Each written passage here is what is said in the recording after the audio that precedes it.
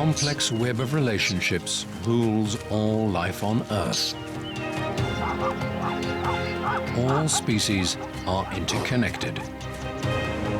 None can survive in isolation.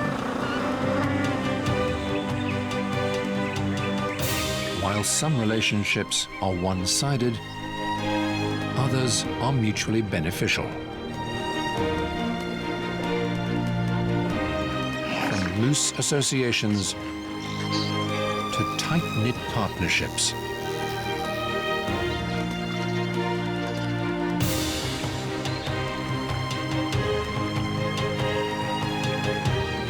Everything has a place in nature's great scheme.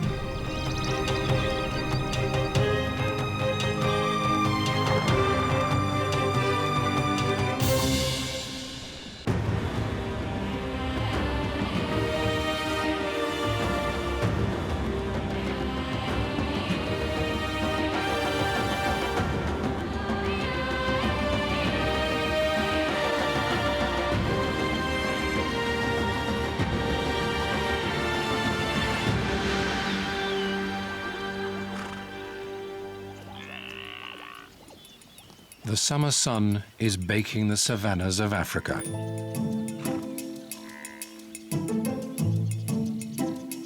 It's hot and dusty, and by mid-afternoon, the mercury has pushed over 100 degrees.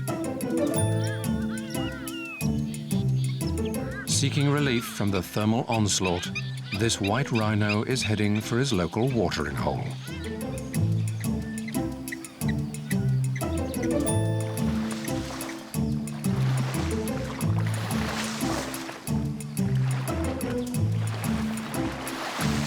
Wallowing in the cool mud comforts the overheated male.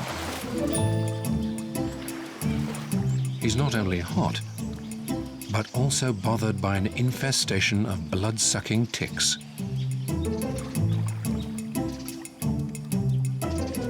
The mud bath helps all round. The clay-like covering forms a hard crust when baked in the sunshine,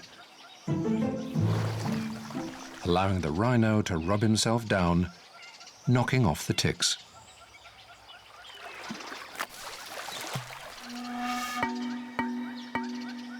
But this mud bath has another unexpected benefit.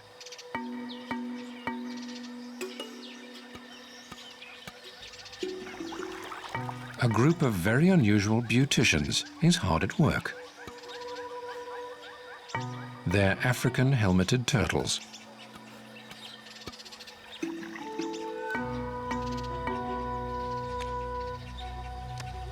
Ever the opportunists, today they're nipping ticks from the cracks and crevices of the giant's wrinkled old hide.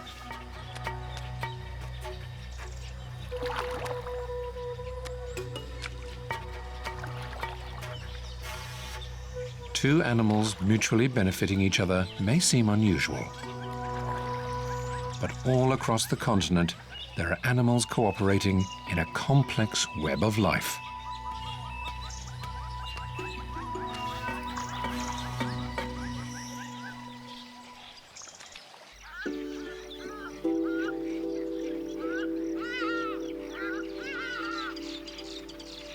On the grassy savannas surrounding the waterhole, another mutually beneficial association is common. Cattle egrets are foraging alongside a herd of impala. They're after the bugs disturbed in the grass by the churning hooves.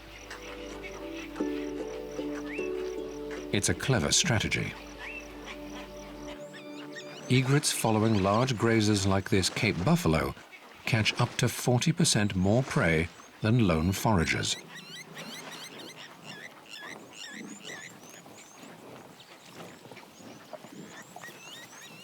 The benefits to the grazers, however, aren't as clear, although it's thought that the birds may operate as an early warning system when predators are near.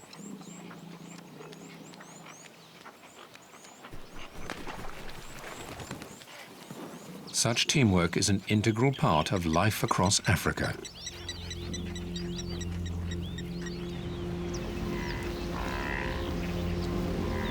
From the great herds of the grassy savannas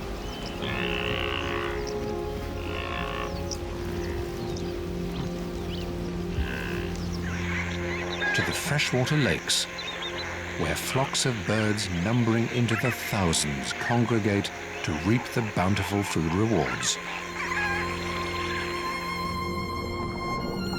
Along its coastline, fish schools patrol the depths.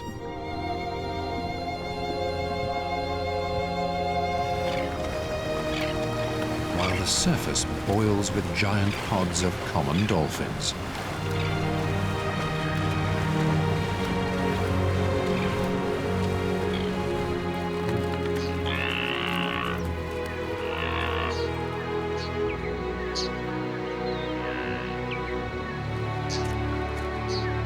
These aggregations of individuals have multiple benefits.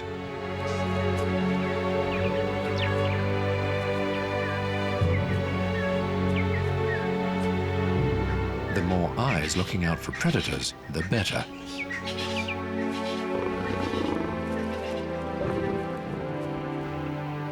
And finding food in a group is often easier than going it alone.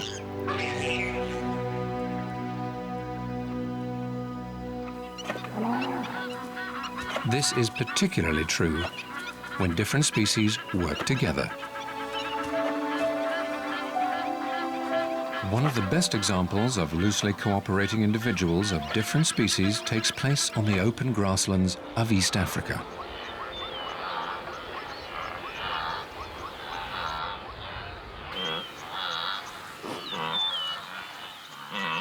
Here, great herds of wildebeest and zebra congregate on the golden plains to feast on the bountiful grass.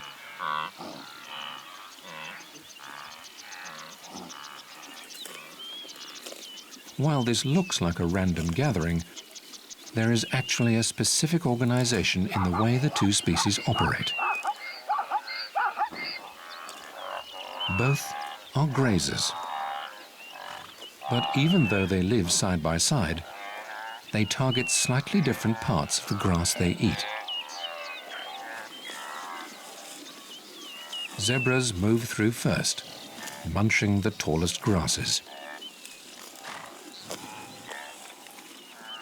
Their digestive system is capable of breaking down a variety of food, including old, dry, low-quality grass.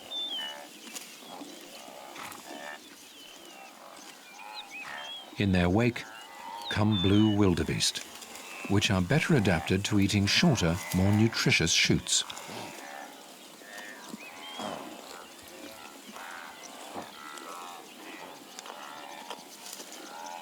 This relationship allows the two grazers to coexist.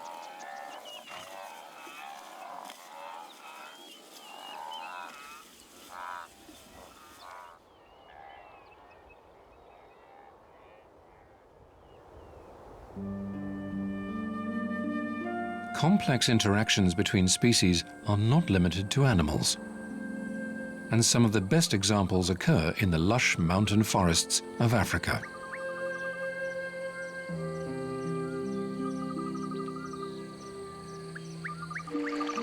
From the treetops to the forest floor, light governs the fortunes of everything that lives here. The taller you are, the more you have.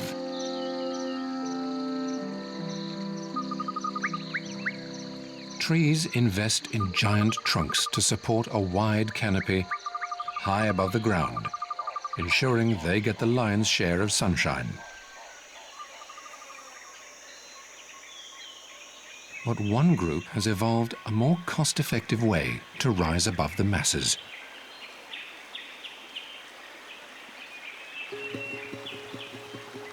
These are epiphytes, otherwise known as air plants. They're a group of plants that all grow in the same way. Instead of using their own energy to reach the sunlight, they hitch a ride on strong, towering trees.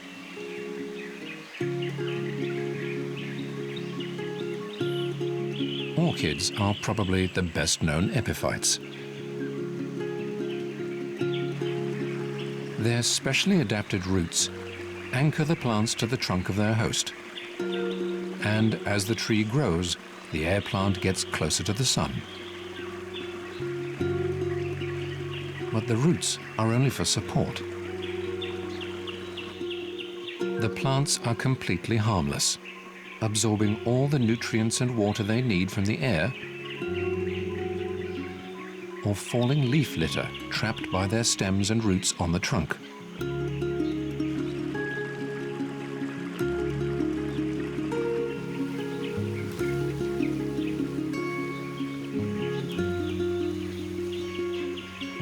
Recent studies suggest that they actually confer some benefits to the trees on which they grow.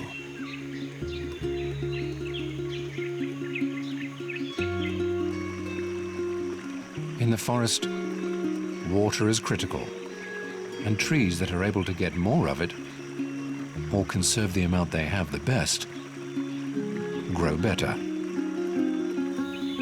It's thought that epiphytes increase the canopy density, creating a significantly cooler and moister microclimate.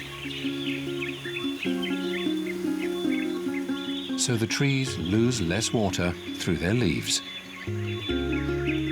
It seems that epiphytes may not simply be taking their unwitting hosts for a free ride after all.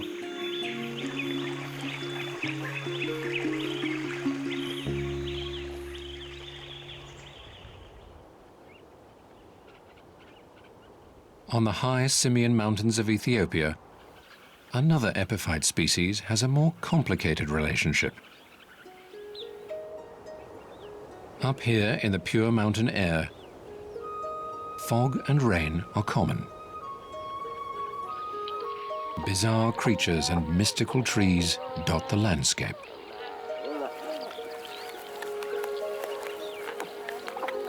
Across the grassy slopes, giant troops of geladas graze the sweet green grass.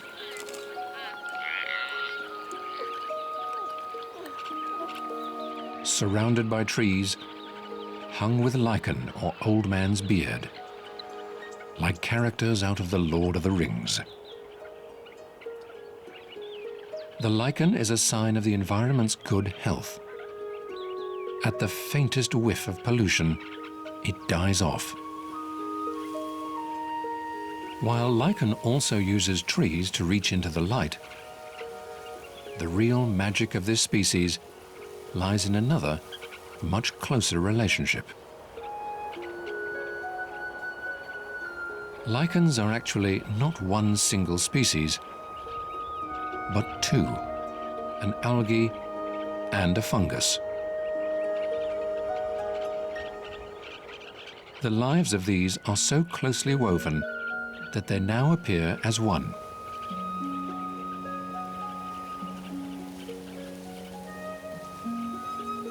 Fungi can't make their own food through photosynthesis.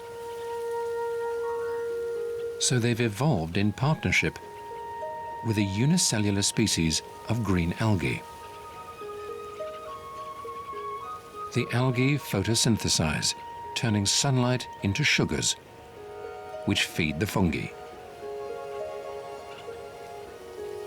while the fungus offers support and protection to the microscopic partner nestled in its tissues. This tight-knit relationship is critical to both species, and they've married their fortunes together for life. If one dies, so does the other.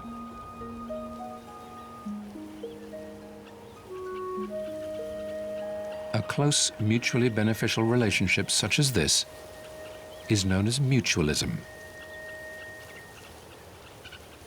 Mutualism is so successful, it's created some of the most incredible biological structures on Earth. These occur under the sea, in the warm tropical waters of the Indian Ocean.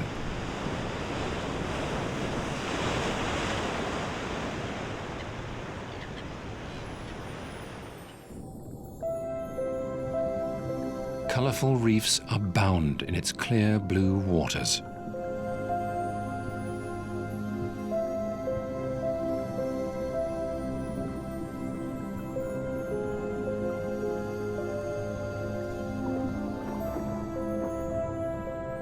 These are some of the most diverse habitats on Earth.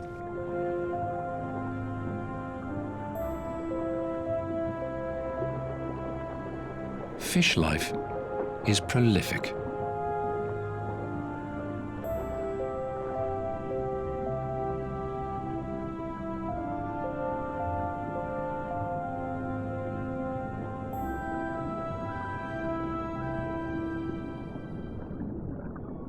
All life on these reefs relies on the unbreakable relationship between coral polyps and microscopic algae living inside their tissues.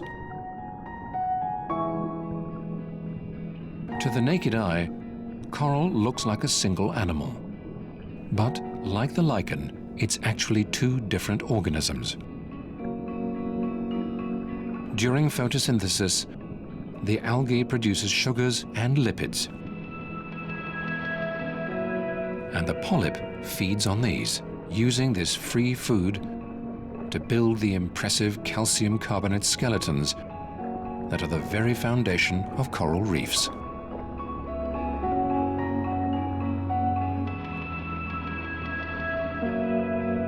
As they've strived for the essential sunlight they need, coral species have diversified into a number of different forms. Pillars, plates, staghorns and brains, all governed by the desire for light. Every conceivable habitat is used on the busy reefs. Even some that would ordinarily be considered extremely hazardous.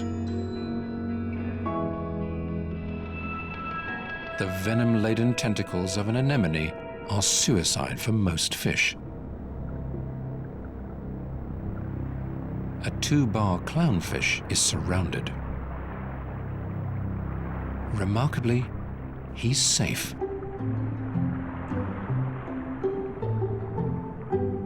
An impervious blanket of mucus covering the clownfish protects them from being stung. But they're no freeloaders and will defend the anemones against predators including nudibranchs, sea stars, and other fish. They also help pick parasites from the surface of their host. And on calm nights, their hustle and bustle keeps water moving through the anemones, ensuring there's plenty of oxygen.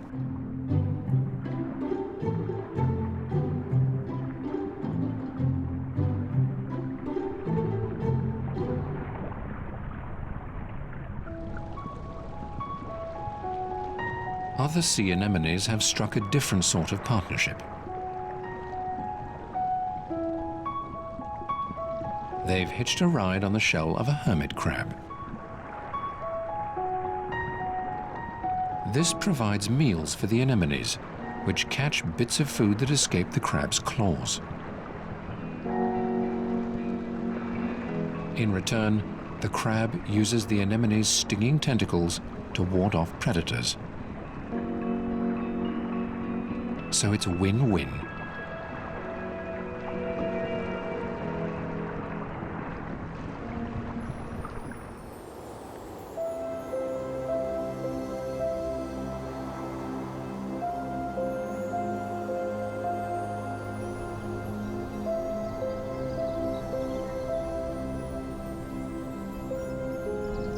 There's another win-win relationship in the heathlands of southern Africa.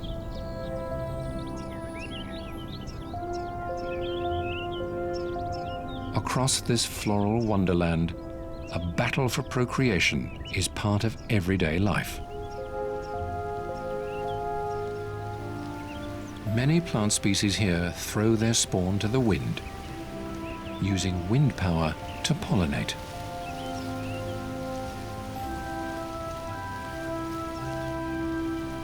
This is simple, but can be unreliable, so some species prefer not to leave it up to chance.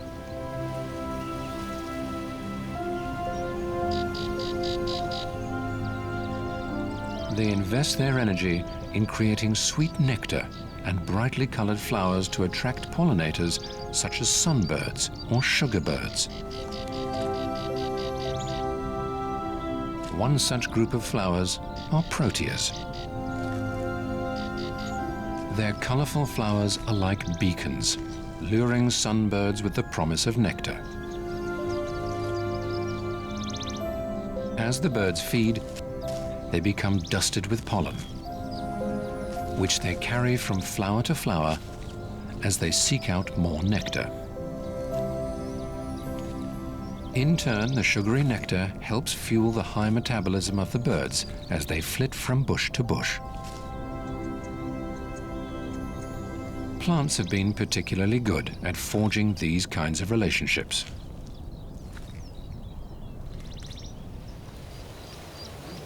On the west coast of southern Africa, every spring brings an explosion of life. In a blush of color, the plants open their flowers in order to attract pollinators.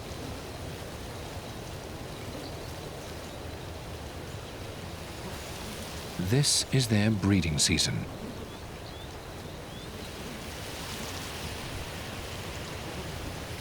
Flowers of all colors and shapes proliferate.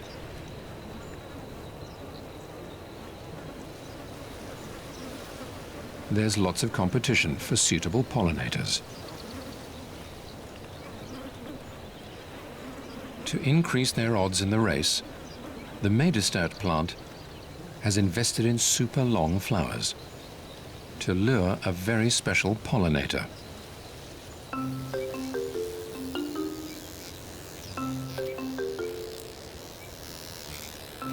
It's a long-tongued or tangle-veined fly.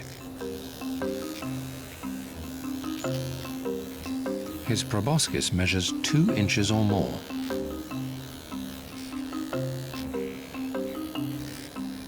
This has co-evolved over time alongside the flowers. As one got longer, so too did the other, eventually resulting in an exclusive partnership between the flower and the fly. But this is not without its risks. All bets are on one horse in the race to reproduce. So the plants have evolved a clever system to ensure success. Each flower offers the fly only a small sip of nectar. To get it, he must insert his proboscis up to the hilt. And as he does so, he's rubbed with pollen.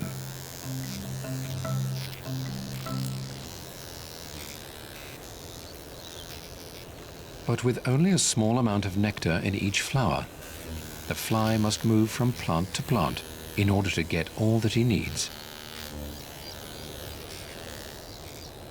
He'll visit hundreds of different flowers in a day, distributing pollen as he goes.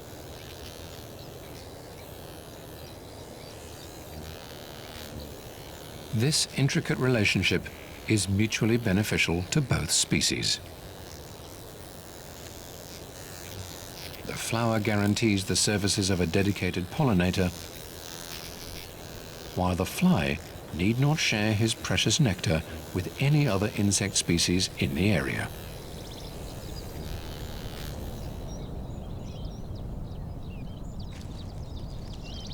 But not all close relationships involving two species are mutually beneficial. In many cases, one species takes things one step too far, negatively affecting their hapless victim in the process. This is the dark world of parasitism.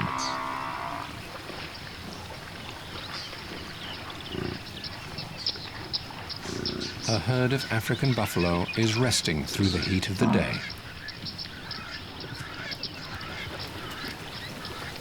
Like the rhino, they're suffering from infestations of parasites. Nature's selfish freeloaders.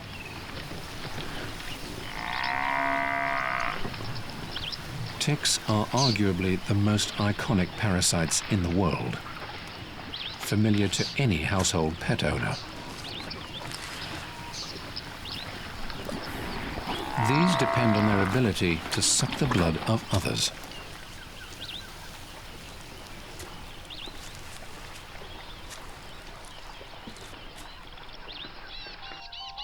After gorging herself on blood, this African blue tick has mated and fallen from her host into the grass below. For her, life is practically over. Her last task before shriveling away is laying around 2,000 eggs, each the size of a needlehead.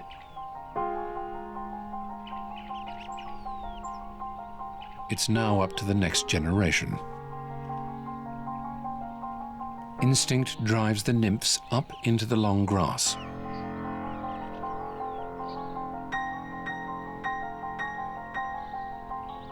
Here they'll wait for passing mammals. It's a tenuous existence, and the wait is long and often futile. Most will fail to find a passing animal within a few months and die.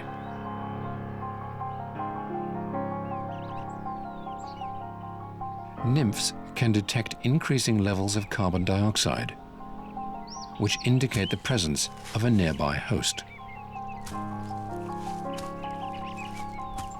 If the animal approaches close enough, the youngsters swarm aboard, like pirates raiding a passing treasure galleon.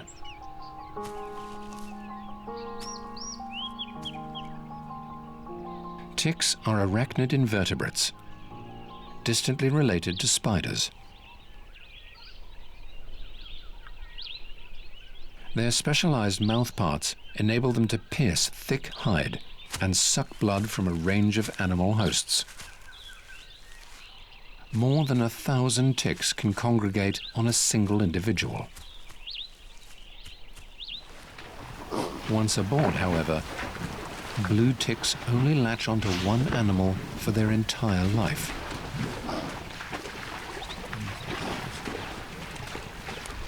They'll pass through every stage of development while attached, and once the females have mated, they swell up with eggs and drop off their host, resetting the process once more.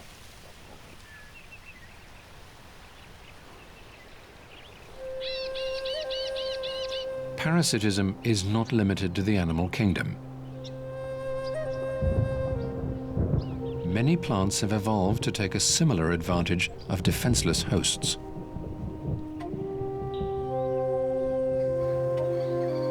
Vine-like lianas are one such species that thrives in the forests of Africa.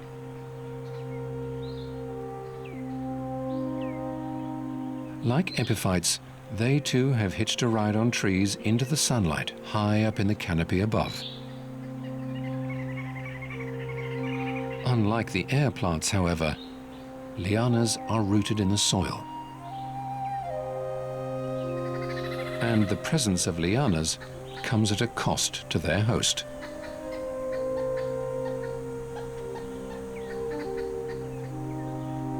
Trees hung with lianas grow more slowly. The vines also allow small herbivores, such as this millipede, to move from tree to tree as they feed up in the canopy. While this benefits hungry herbivores, it's bad news for the host. Lianas have been shown to increase tree mortality and reduce the host's seeds and fruits.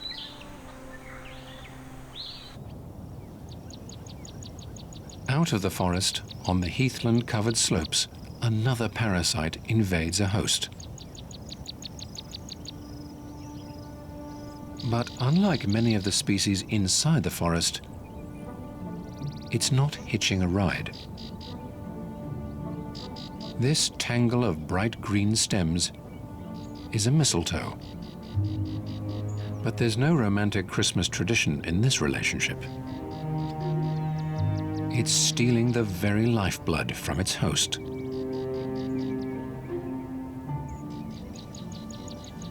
The mistletoe's roots penetrate the host's stem, taking food and water. Where the roots penetrate the bark, a thick callus forms as the host plant attempts to fight back. But to no avail. The parasitic plant uses its stolen bounty to produce sweet fruits, which are sought after by birds. These then carry the seeds to other plants before depositing them in their droppings on the next host. But the mistletoe can't take too much, or they'll kill their victim. Most successful parasites steal just the right amount, allowing their host to survive. Few kill, for in most cases, they're completely dependent on their hosts.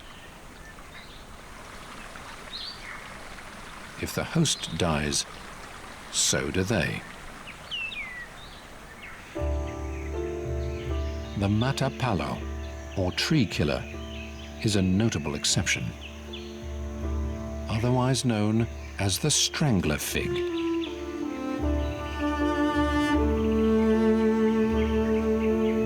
As its name suggests, its life is born from the death of another.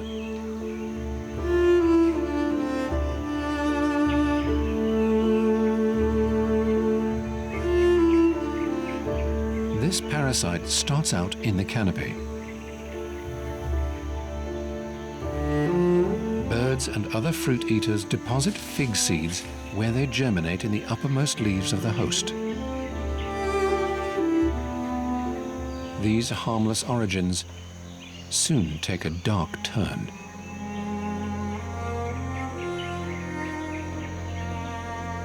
Over the years, as the fig grows, clinging to the host tree for support, its roots slowly creep down the trunk on their way to the earth to take root. Once the roots embed in the soil, the game's soon over for the host. With a firm base, the Strangler fig takes over. It begins developing a strong trunk of its own, smothering its original crutch.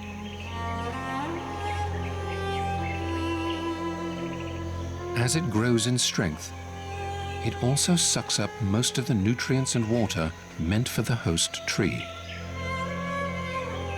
eventually strangling the tree that gave it life.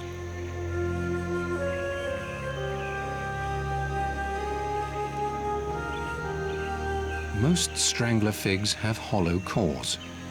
Dark and beautiful, they're all that remains of their smothered host.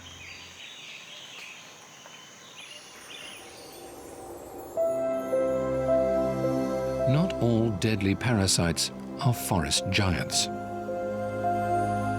And one of the world's most notorious thrives along the coastline of southern Africa. But it can't be seen.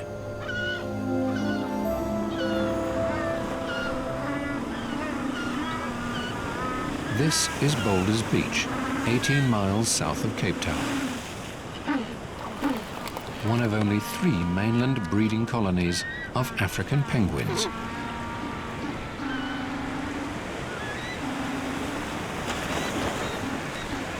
This population is growing, but the species as a whole is on the brink of extinction. While investigating their decline, scientists made a surprising discovery.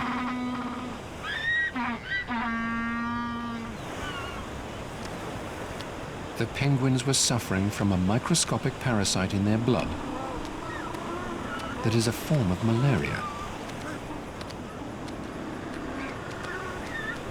This is closely related to the illness that affects humans. And it's also spread by mosquitoes.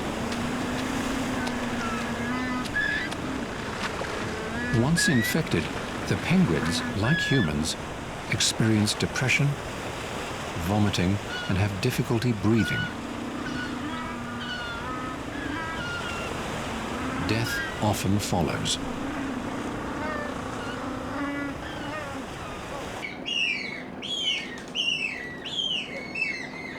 At a seabird rehabilitation facility, these orphan chicks have been rescued from the colony.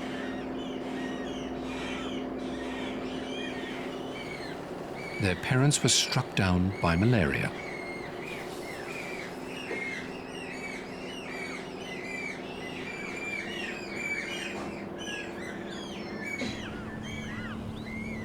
The center raises these youngsters, preparing them to be released into the wild. Microscopic parasites such as malaria cause havoc around the world.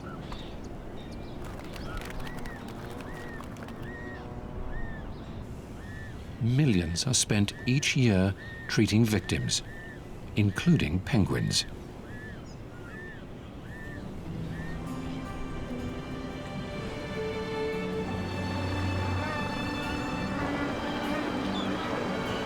Having survived their foster home, these penguins are able to return to the wild.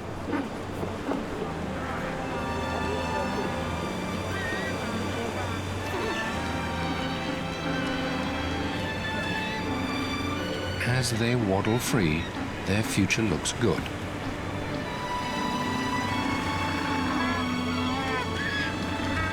Even if some of the locals are anything but welcoming.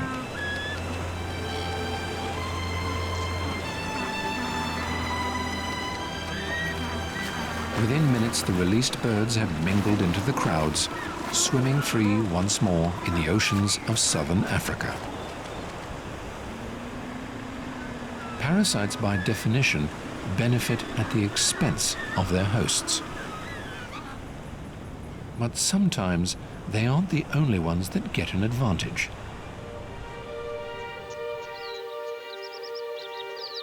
One microscopic parasite has had a surprisingly positive impact across the tropical savannas of Africa. It's carried by tsetse flies. Tsetses are bloodsuckers, but in their saliva they carry deadly trypanosoma parasites, which cause sleeping sickness. These tiny worm-like flukes swim through the blood, causing illness. Sleeping sickness kills off intruders not co-evolved to survive the rigors of tropical Africa.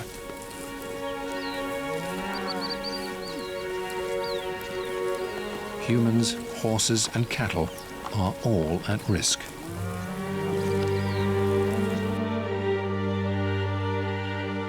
An area about the size of the US, spanning the equator, is affected. But this threat has been a bonus for natural ecosystems.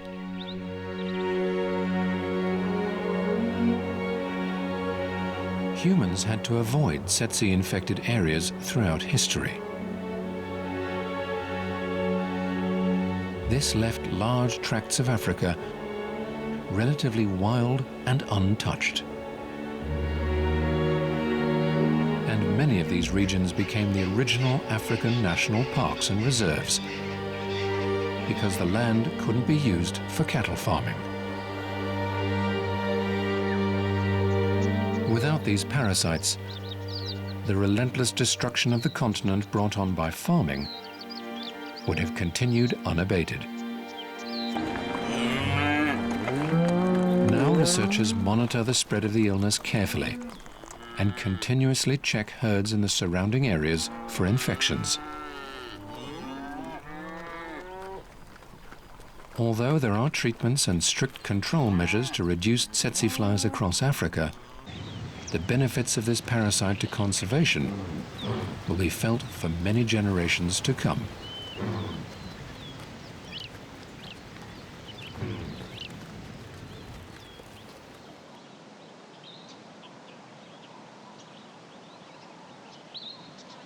While some parasites are beneficial and even necessary, for most animals, bloodthirsty ticks are simply unwanted irritants.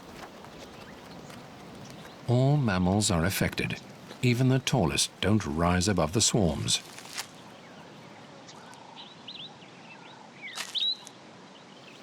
Luckily, help is at hand.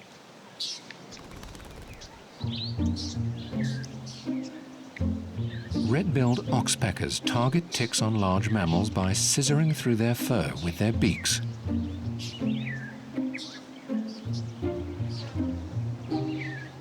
The birds get a meal, and the giraffes get rid of some pests.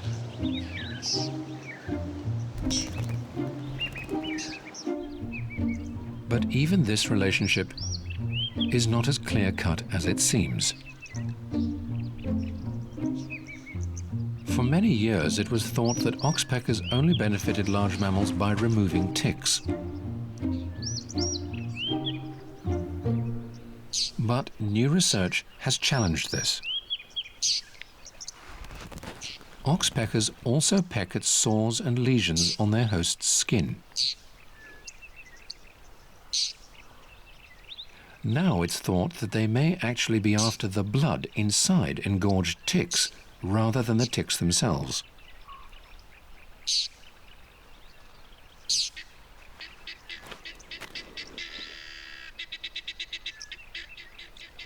And if bloody cuts and grazes are available, the birds happily feed on these as well.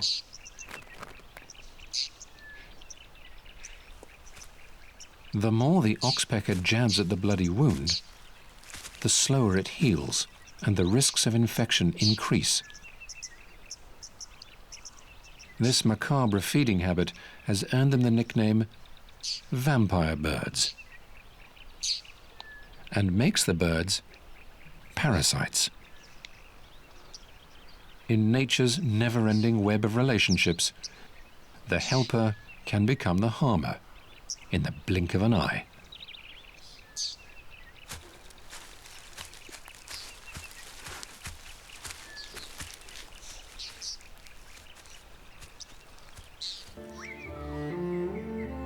Lurking in the forests is another example of the duplicitous nature of some organisms.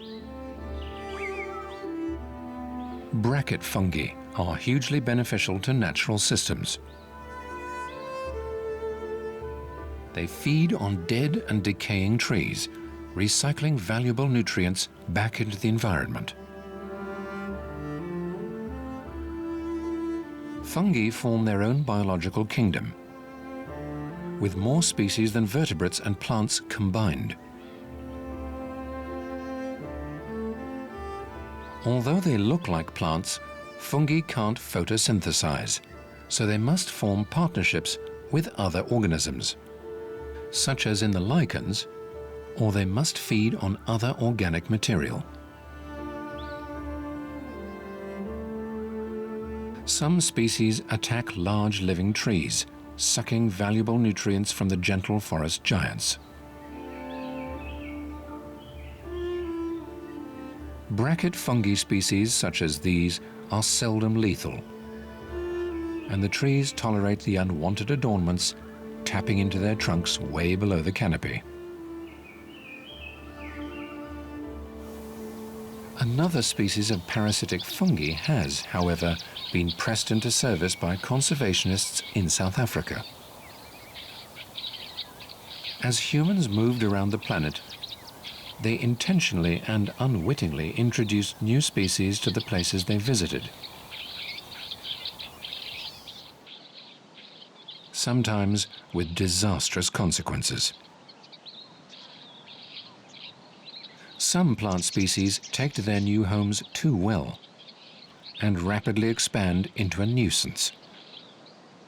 These are called invaders. One such species is threatening large tracts of the endangered fynbos heathlands of southern Africa.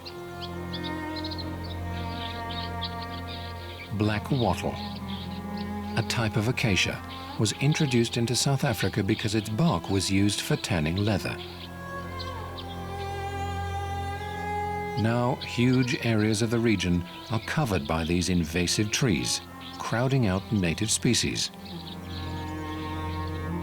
To help combat the invasion, researchers turned to a natural parasite of the trees in their home country, Australia. A rust-colored tumor-like growth or fungal gall. After establishing there was no risk to any indigenous species, conservationists began spraying dense acacia stands with the parasite. The galls don't kill their hosts, but they do dramatically affect growth and seed set, helping slow the spread of this vicious invader. The galls reduce the tree densities of infected sites by 80%. Parasites attack the underbelly of all environments, causing harm to their hosts. But in the right hands, even the worst can be used for good.